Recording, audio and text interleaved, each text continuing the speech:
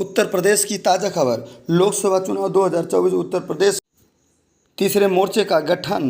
श्री बाबूराम पाल जी, पल्लवी पटेल, असदुद्दीन ओवैसी, प्रेमचंद बिंद आए एक साथ। तीसरा मोर्चा पीडीएम का हुआ गठन।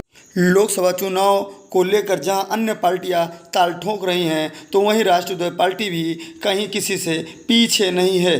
उत्तर प्रदेश में कई छोटी छोटी पार्टियां एक साथ मिलकर चुनाव लड़ने का किया निर्णय। इंडिया और एनडीए के बाद अब पीडीएम तीसरे मोर्चे का भी हुआ गठन। लोकसभा चुनाव के दौरान आखिरकार पीडीएम पिछड़ा दलित मुस्लिम संगठन से आखिरकार विपक्षियों में हलचल सी मच गई है।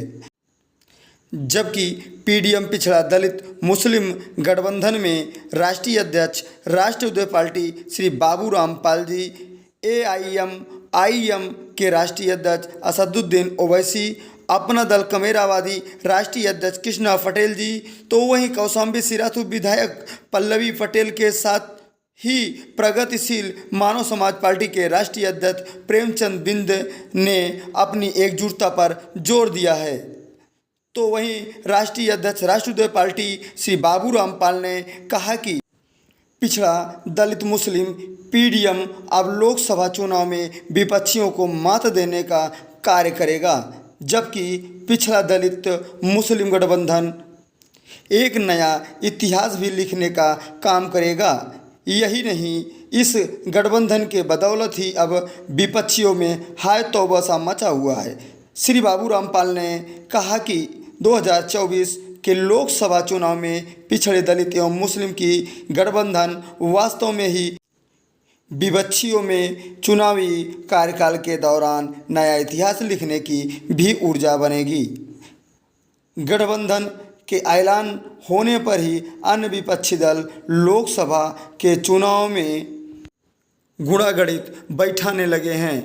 आरयूपी न्यूज लखनऊ से सुनील पाल की खबर। उत्तर प्रदेश में डॉक्टर पल्लवी पटेल जी के साथ एआईएमआईएम के हमारे जनाब असदुद्दीन ओवैसी साहब, उनका हम उत्तर प्रदेश में अपनी पार्टी अपना दल कमेरावादी की तरफ से हार्दिक स्वागत वंदन अभिनंदन करते हैं। उनके साथ हमारे मंच पे किसान कमेरा की उत्तर प्रदेश में आवाज अपना दल कमेरावादी की राष्ट्रीय अध्यक्ष राजमाता कृष्णा पटेल जी, और हम लोगों के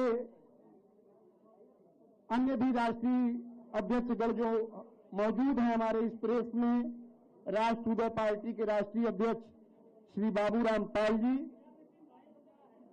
और हम लोगों के प्रगतिशील मानव समाज पार्टी के राष्ट्रीय अध्यक्ष श्री प्रेमचंद बिंद जी मौजूद हैं।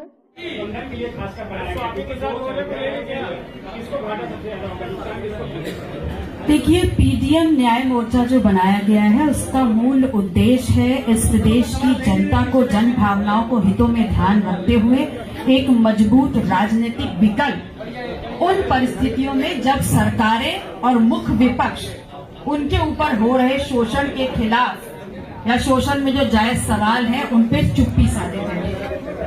और हमारा उद्देश्य इतना है कि अगर हमारी लड़ाई सामाजिक न्याय की है, तो फिर हमने हमेशा ही कृष्ण के सिद्धांत को फॉलो किया है कि हमको दे दो 5 ग्राम और रख लो बाकी अपनी जमीन तमाम, और इनके खिलाफ मिलकर लड़ते हैं। हमने हमेशा इस सिद्धांत के साथ लड़ाई लड़ी।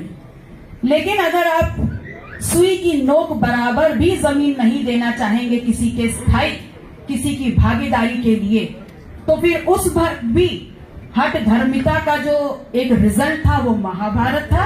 और आज भी अगर आप भागीदारी नहीं देंगे तो हठ धर्मिता का रिजल्ट जो होगा वो महाभारत ही होगा।